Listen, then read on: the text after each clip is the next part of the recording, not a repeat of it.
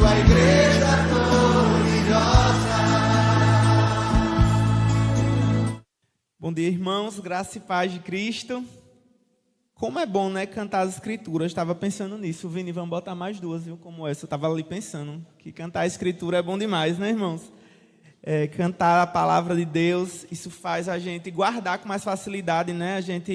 Existem estudos, eu nunca parei para lê-los, né, completamente. Estou aqui dando uma informação que pode ser ou não precisa, mas que a gente memoriza 10 vezes mais, né, algo cantado, algo melódico, né, do que algo em prosa, né, algo assim corrido. Inclusive, a palavra de Deus, né, na língua hebraica, o Antigo Testamento, ele não é exatamente cantado, mas ele é cantilado, ele tem sinais de cantilação. Quem tiver curiosidade, depois procure a Bíblia lida por um rabino no YouTube, por exemplo, e você vai ver que ela tem um ritmo, né? Isso ajudava os judeus a gravarem o texto das Escrituras, né? Por isso que o judeu ele tinha essa facilidade, porque o texto ele tinha um ritmo, um certo ritmo, assim, sabe?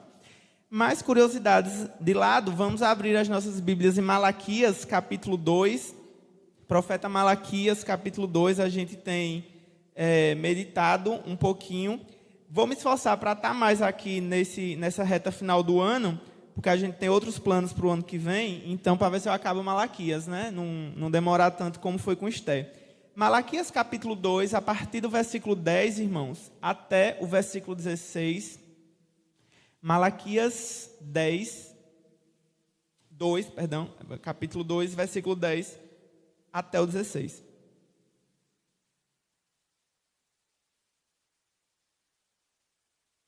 Diz assim a palavra do Senhor. Eu vou fazer a leitura, peço que os irmãos acompanhem. Não temos nós todos o mesmo Pai? Não nos criou o mesmo Deus? Por que então seremos desleais uns para com os outros, profanando a aliança de nossos pais? Judá tem sido infiel, e a abominação foi cometida em Israel e em Jerusalém, porque Judá profanou o santuário do Senhor, o qual ele ama, e se casou com a adoradora de Deus estranho. O Senhor eliminará das tendas de Jacó aquele que fizer isso, seja ele quem for, mesmo que apresente ofertas ao Senhor dos Exércitos. A outra coisa que vocês fazem, cobrem de lágrimas o altar do Senhor, com choro e gemidos, porque ele já não olha para a oferta, nem a aceita com prazer. E vocês perguntam, por quê?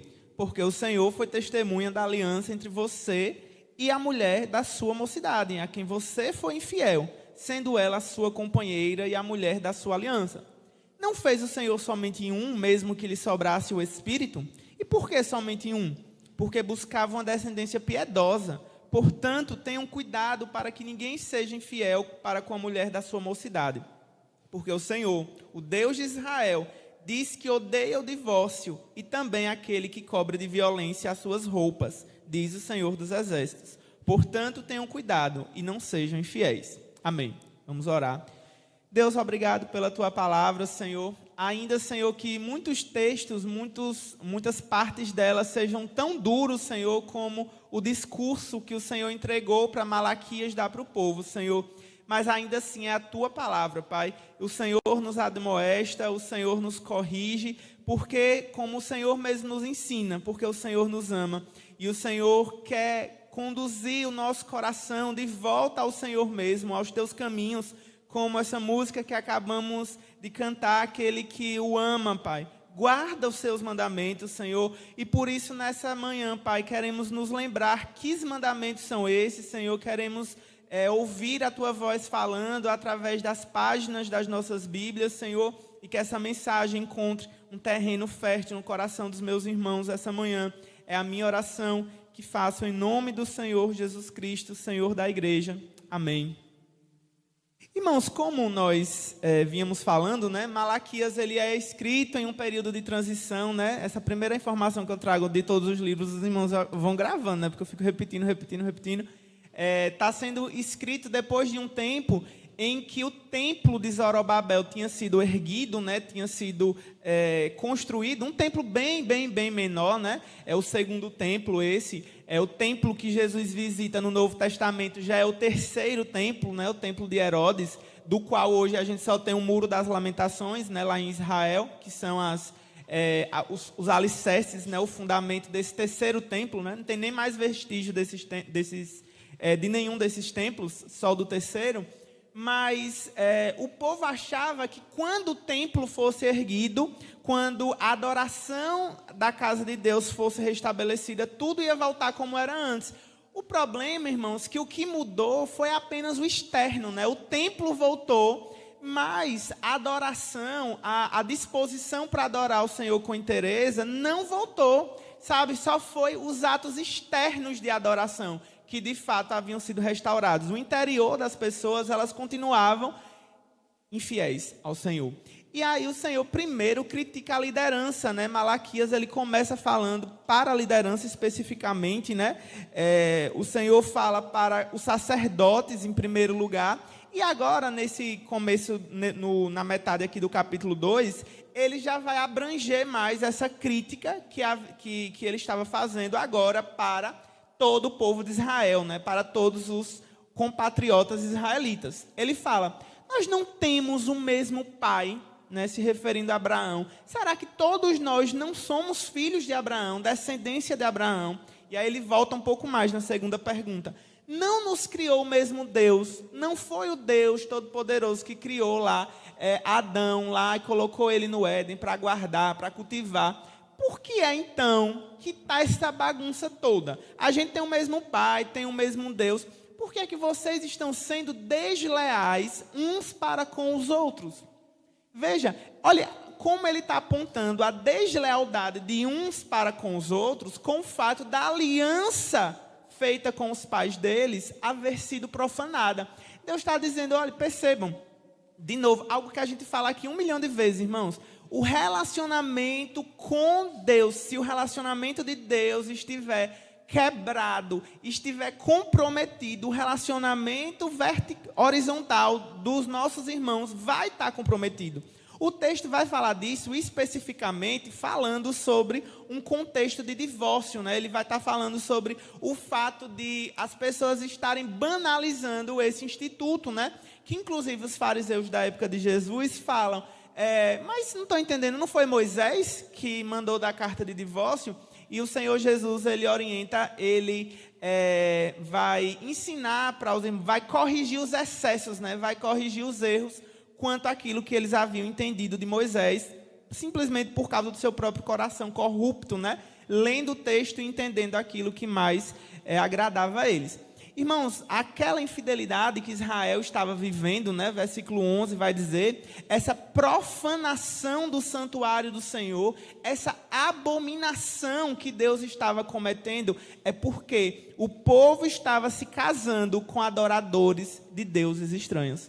E aí o jovem, o adolescente, quer um texto para que prove que ele não deve se relacionar com alguém que não é cristão. Irmãos, não precisa você apelar apenas para o texto do julgo desigual, não, né? O texto famoso lá, que sempre a gente fala.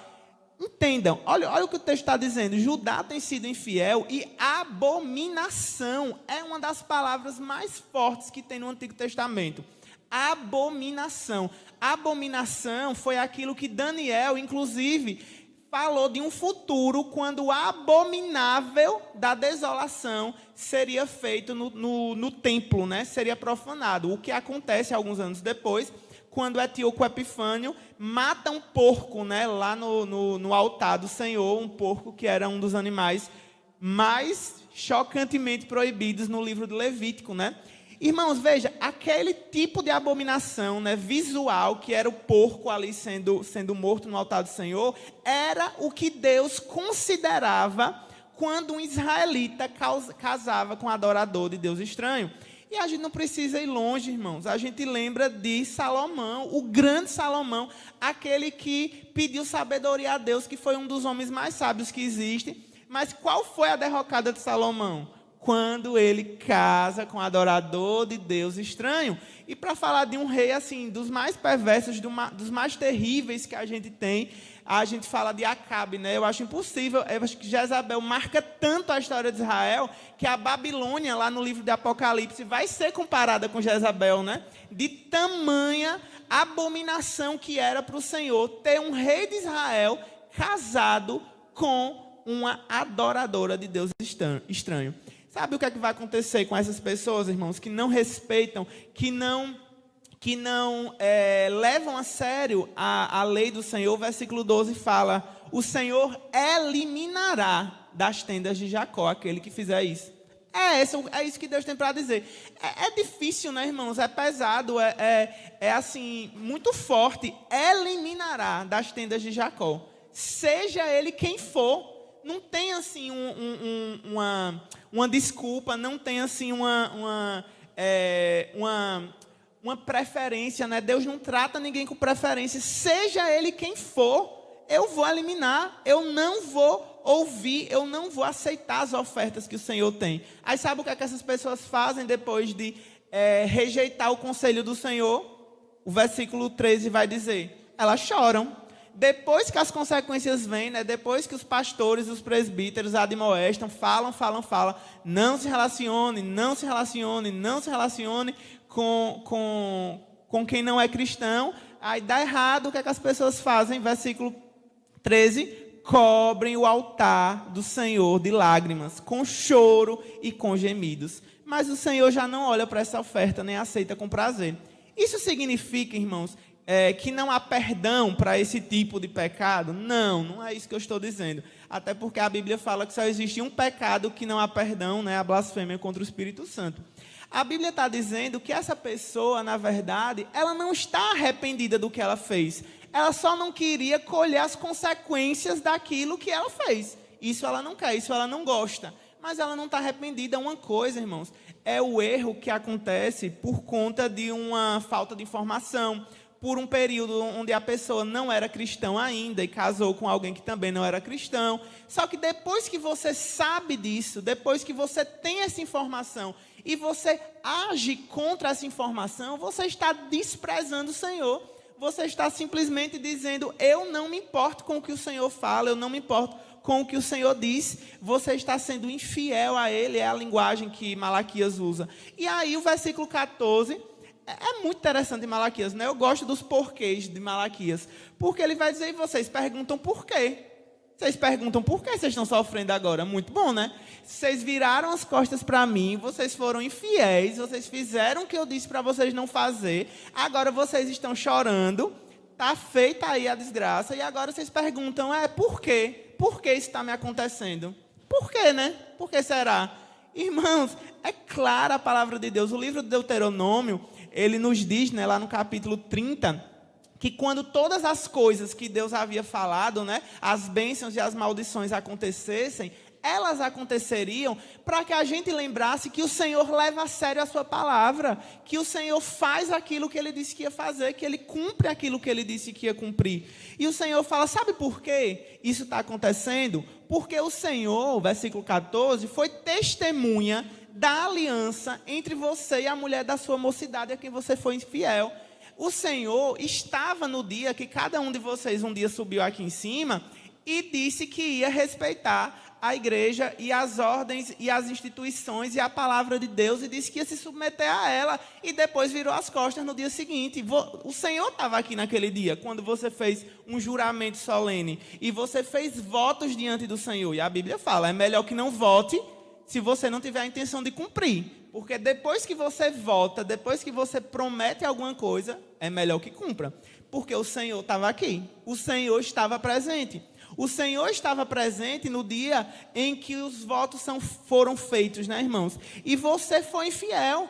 Você foi infiel à companheira e à mulher da sua aliança. E aqui o Senhor mistura muito, né, a ideia do casamento mesmo marital, né, entre homem e mulher, e a relação que faz entre o casamento do Senhor e da igreja, né? Oséias, então, ele é assim o campeão, né, para deixar bem claro essa relação do casamento como um tipo do relacionamento da igreja com o Senhor da igreja.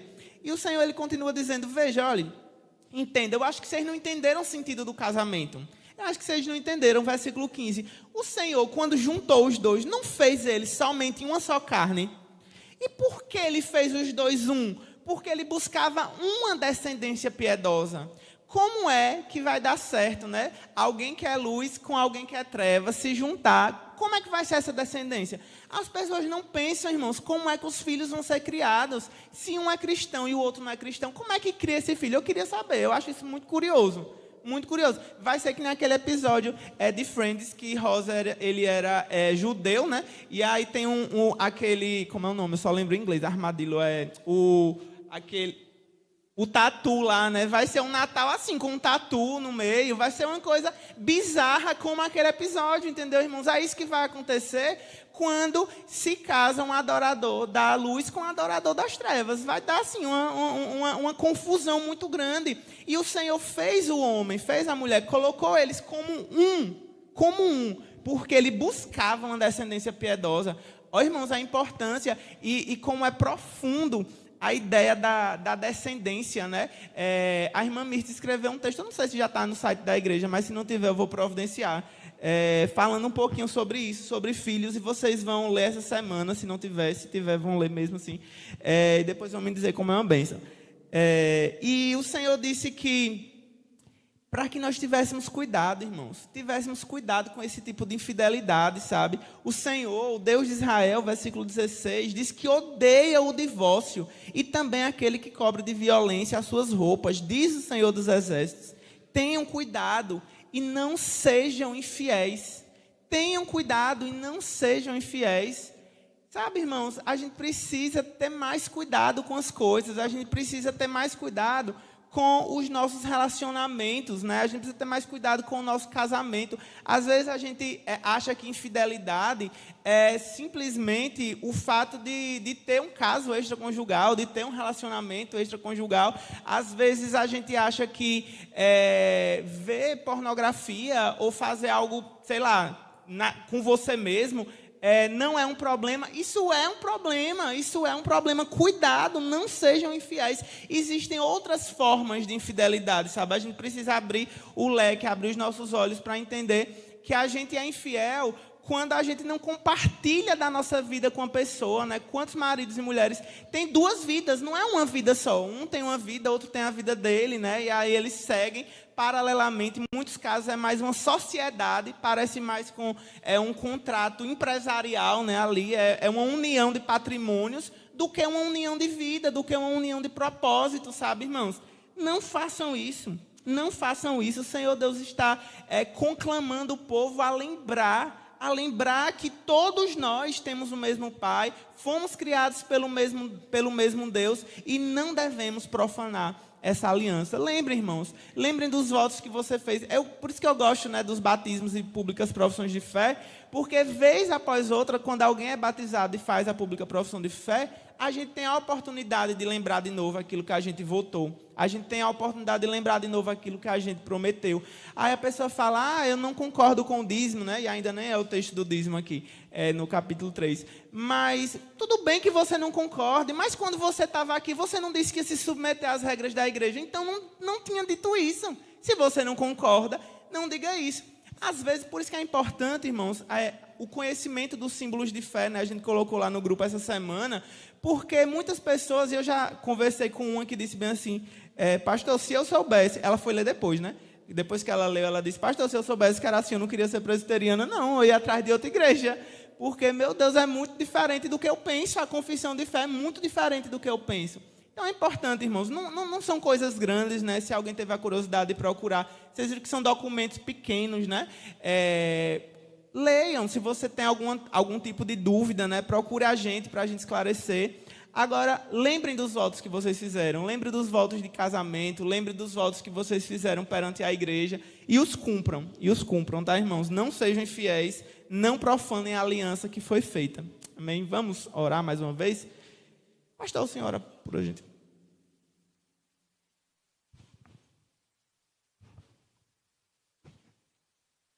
Senhor, nós pedimos que tenha misericórdia de nós, sustente os nossos votos diante do Senhor, diante dos nossos cônjuges, diante de cada pessoa. Ajuda-nos a sermos pessoas honradas. O Senhor sabe, Deus, que no mundo que nós vivemos atualmente, as pessoas já esqueceram o significado de ser honrado. Muitas vezes pensam nisso como algo ultrapassado ou algo até ruim. Atualmente as pessoas só pensam em se dar bem. Mas ajuda-nos, Pai, a entendermos que não somos deste mundo. Temos feito um pacto, uma aliança com o Senhor. Nós somos o Teu povo. Apesar de vivermos aqui, nós não somos daqui. Nós estamos aqui de passagem, essa não é a nossa pátria. A nossa Constituição é outra. Os princípios que regem a nossa vida são outros. E por isso nós te rogamos que pelo Teu Espírito nos capacite a vivermos segundo o querer do Senhor e os princípios do céu, o local onde viveremos eternamente, Pai.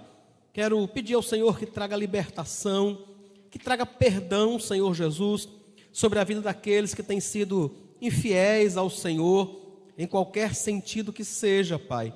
Tenha misericórdia, Deus, tenha misericórdia.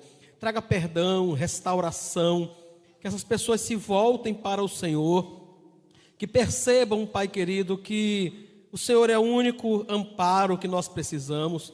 Ajuda cada um de nós, Deus, a entendermos que se o Senhor for por nós, ninguém será contra nós.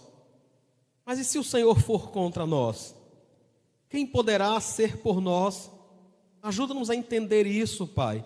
A entender que o único socorro é o Senhor. E é ao Senhor que nós devemos ser fiéis. Tenha misericórdia, nós somos fracos, somos falhos, mas queremos viver para a Tua glória e viver em santidade. Nós te oramos no nome de Jesus. Amém.